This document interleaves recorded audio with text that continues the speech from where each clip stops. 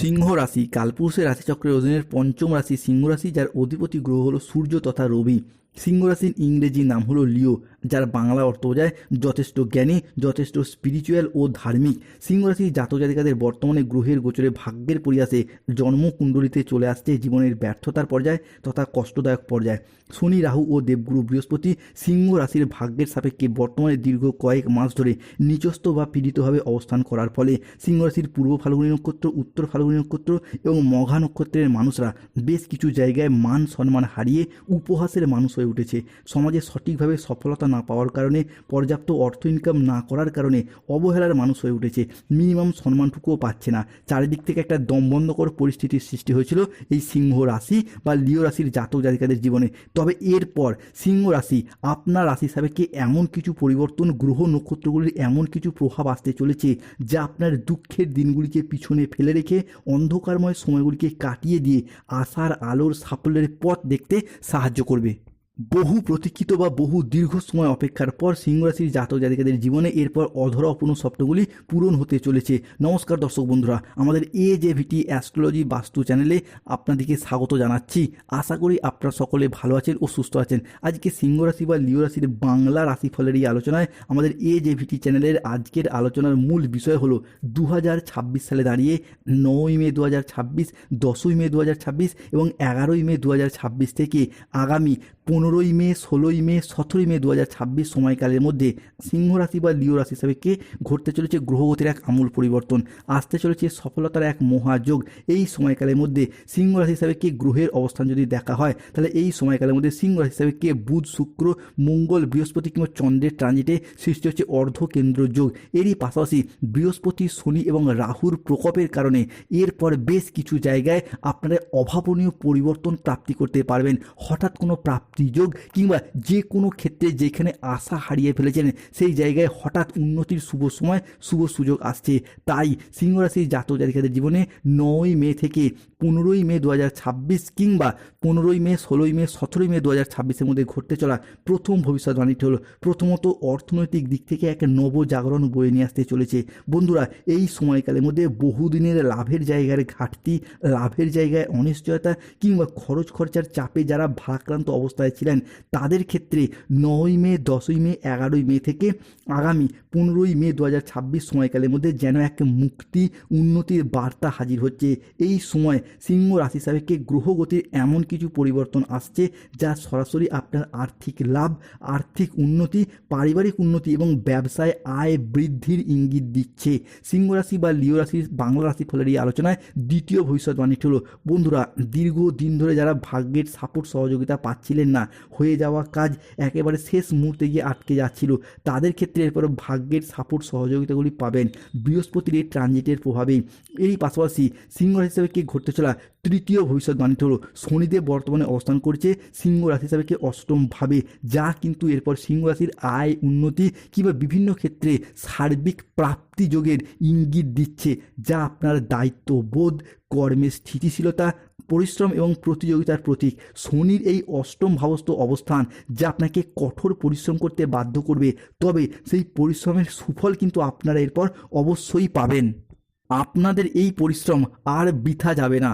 চাকরি, ব্যবসা কিংবা যে কোনো কর্মের সাথে যুক্ত থাকুন না কেন, সেই জায়গায় আপনি নিজের প্রচেষ্টা ও উপস্থিত বুদ্ধির দ্বারা নতুন কোনো বড় দায়িত্ব, বড় পদ প্রাপ্তি করতে পারবেন, যা আপনার জীবনে এক নতুন দিনের সূচনা করতে চলেছে।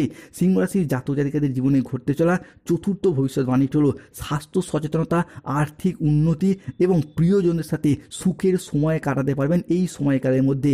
বিশেষত 9ই মে, 10ই মে, 11ই মে সময়কালের মধ্যে ছাত্রছাত্রীরা বহুমুখী প্রতিভা দেখানোর সুযোগ পাবেন। এই সময়কালের মধ্যে ছাত্রছাত্রীরা নতুন কোনো কোর্সে ভর্তি হওয়ার সুযোগ পাবেন, নতুন কোনো কোর্সে ভর্তি হওয়ার উদ্যম ভাব অনুভব করবেন। অন্যদিকে 9ই মে থেকে 15ই মে পর্যন্ত সময়কালের মধ্যে শারীরিক সমস্যা থেকে মুক্তি পাবেন। বাড়ির গুরুজনদের নিয়ে কোথাও ভ্রমণে যাওয়ার শুভ সময়, শুভ যোগ রয়েছে। এই সময়কালের মধ্যে নিজেদের ধৈর্য ও প্রশংসার জন্য ভালো ফলাফল পাবেন। আজকের দিনে দাঁড়িয়ে সিংহ রাশি বা সিংহ লগ্নের জাতক জাতিকাদের ক্ষেত্রে সংসারে ব্যবসার জায়গায় বিশেষ পরিবর্তনের যোগ লক্ষ্য করা যাচ্ছে।